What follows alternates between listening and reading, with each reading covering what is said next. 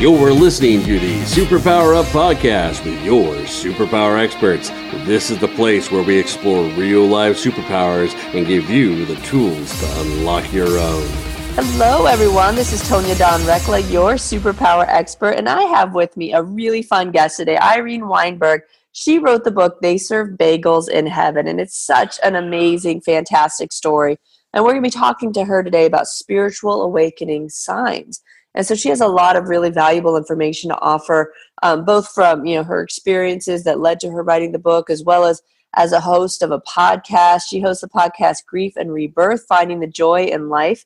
And I mean, just a wealth of information. So I don't want to spend any more time bragging about her because I think you're going to be fascinated with the information that you hear from her. So please, please, please join me in welcoming Irene to the show. Welcome, Irene. Hi, Tonya. I am honored to be here. Thank you so much for having me. Oh, absolutely. So let's jump in and first ask, what are your superpowers? Well, I was a traditional person who did not believe in spirituality at all until I had an amazing spiritual awakening when my husband died next to me in a tragic car accident. And the messages that I received and the things that happened to me opened me up. And as they were pulling me out of the car, a voice actually came into my head and said, be loving and kind to everyone, as they laid me on the side of the road. So I would say one of my superpowers is the way this transformed the way I look at life and the way I handle life and my perspective about situations that happen, and knowing that I have choice about the way I behave.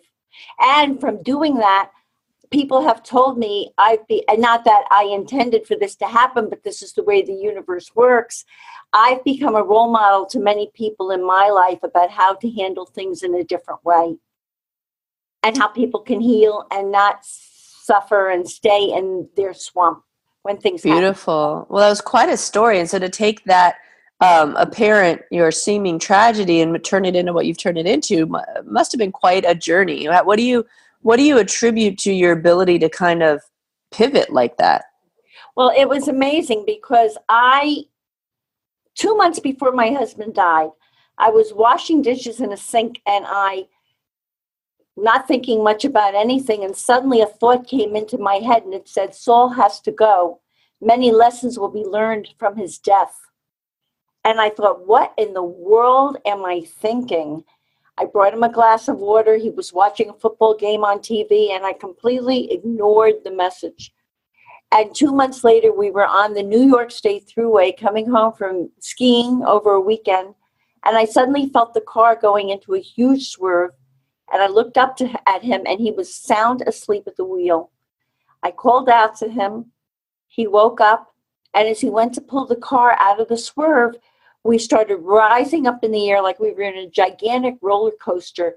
And as we started rising up into the air, I got a second message and it said, he's not going to make it. You are. I had no time to process this. We were flipping. We flipped 4 times and landed upside down in a ravine. And then when I looked over at him, I said, honey, are you okay? And he was completely gone. All of a sudden, I said to myself, oh my God, there is more to this life. I got these messages. And as I felt the car being turned over and the strong hands of an EMT began to reach through the car, undo my seatbelt and turn me around, as I was sliding through the shattered window of my car, an unemotional but authoritative male voice, and I tell ladies, I'd like to tell you it was a female voice, but it was a male voice, came into my head. And it said, be loving and kind to everyone, as they laid me on the side of the road. And from that moment on, instead of being consumed with my own pain in that moment and what had happened to me, as they loaded me into the helicopter to take me to the emergency trauma center, I asked because I was bleeding to death. I had 4 operations after the accident. I said, bless you. Thank you for coming out. It was the weekend before Christmas. What's your name? They took me to the hospital, and instead of screaming for myself, and of course, nobody knew that this unbelievable thing had happened to me, I thanked everyone. I started asking their names, and they were stitching me up. And the way I handled things with my kids when I had to tell them their dad was gone. And 3 months after I was operated on in the hospital, I got a call from the assistant to the surgeon who had operated on me. And she said, "You changed lives in the emergency room that night. We never saw anyone react to a tragedy like you had, with just total love and kindness towards everyone." And I said to her, "Trish, I had an amazing spiritual awakening that just changed my life." And lo and behold, 2 months after the accident, just, there are no coincidences, I got a call from someone who said that he was going to see a famous medium. I did not even know what that was. And I seem to be very open-minded. And that's another way my perspective about things have changed. I'm no longer closed-minded to things. I'm more open-minded to possibilities. And he said, "Would you like to come? They call it a gallery. People's deceased loved ones come through. Our son died many years ago. This has helped us so much." Not knowing what this was about, I was just off my crutches. I drove to this man's home. He and his wife took me to a hotel. I walked in, and this young man looked at me and he said, "Go upstairs. I don't even want to know your name." And later on that evening, my husband came through for 35 minutes with intimate, unbelievable details of the accident, of his personality, of things that had happened in our lives. It completely blew me away. And I started understanding that there is much more to this life than what appears to us, on the surface. And I started getting messages. I started healing different aspects of myself. I was inspired to do that. And when I would go to these different healers and all, I started getting messages that I was supposed to write a book. And I said, "What book? I've been a buyer for Macy's. I played the violin growing up. I helped him in his real estate business. What book?" But he was coming through so insistently. And it was him. I mean, he described through someone his genitals, the outfit he wore the night he died, the way he kissed me the first time we met. I mean, there was no doubt that it was him. And I started asking questions, and I started writing this book. And I started becoming very conscious about the way I was with people, the way I spoke to people. And I started going to more galleries where the deceased would come through, and things I witnessed and happening to people in those galleries that were absolutely life-changing, as people began to realize that it's not over when it's over. It's just a part of the process, was amazing. Very beautiful. What a fantastic story. Thank you. I mean, I would say my life changed in that now I really try to be not only loving and kind to everyone, Tonya, but to myself. That's beautiful. A lesson I learned. And I also learned from my own experiences that you don't have to suffer. There are so many people in the world who want to help you and can help you. You don't have to live your life the way you've been pre-programmed to live it. You have options. I love that. I love that. Well, you've been listening to Irene Weinberg and her amazing, amazing story. Irene, where can people go to find out more about you? Well, I have a website. It's www.Irene, I-R-E-N-E, Weinberg, WEINBERG.com.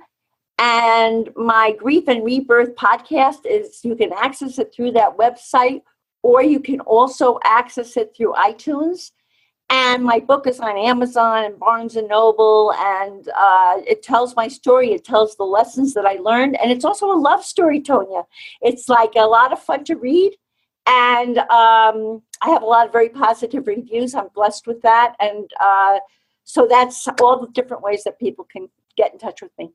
Oh, and I also have a Grief and Rebirth Facebook page, too. So they're welcome. Beautiful.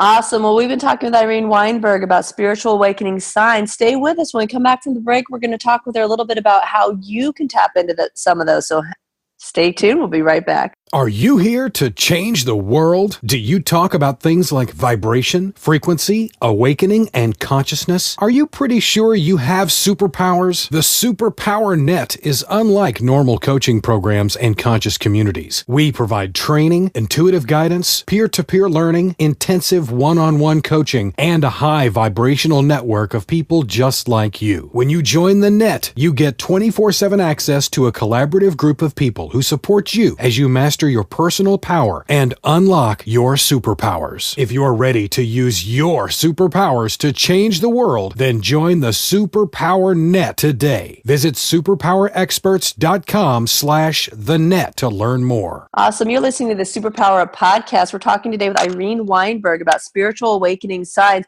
Irene, before the break, you were sharing with us your amazing story. So let's talk a little bit about, I know you've interviewed healers and other folks. You said that people listening to your podcast have had spiritual awakenings. I think that I love the similarities. People tell us all the time that just listening to the podcast makes them feel differently. And so I speak a lot about how there's an attunement process that occurs in the listening, as you're listening to people on different frequencies, you're listening to stories, and you can attribute those to your own life. But let's say people, are new to this, like you were. And so what can they do? What can they take from your story, or what can they apply in their own life based on what you've shared? The first thing I would say they should take from my story is I believed in none of this. And when I had this spiritual awakening and this voice came into my head and all, I became very open. And I learned that I can walk through any door to explore. And if it doesn't feel right, I can walk right back out that door. So I became more open to feeling safe and being able to open my mind and my ways to other ways of being. And one of the things that has happened is, for instance, I've done a lot of galleries now with different mediums who I check out, and I make sure that they are really good at what they do and they're authentic people. And I have seen people's lives change in those galleries. Can I tell one story, Tonya, just that tells it all? Absolutely. I was in Vermont, and I walked into a hotel room with a medium. We did not know anyone in that room at all. And there was a young girl, maybe 25 or 26 years old, crying hysterically in the first row. Her father immediately came through. And through the reading, we all learned that the night before he unexpectedly died, he and his daughter had a horrible fight, and they called each other terrible, awful names.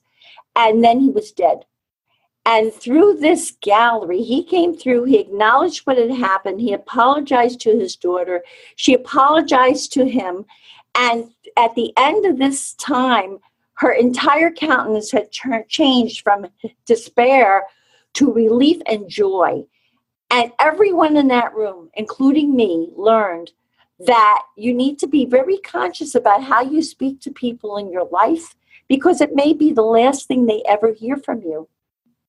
And it carries over to the other side. And that was another thing people learned that night, because there were many people who were new to this and they had never experienced a gallery before, and they opened their minds to it, and they came in and they learned this amazing lesson. And they too, many of them also got messages that night that blew them away. So I like to say to people simplistically that it's not over when it's over, and that you should really be careful about the choices you make, how you speak to someone, what you're saying, what kind of vibes you're putting out there, because it has consequences to people. And I love that lesson. Beautiful.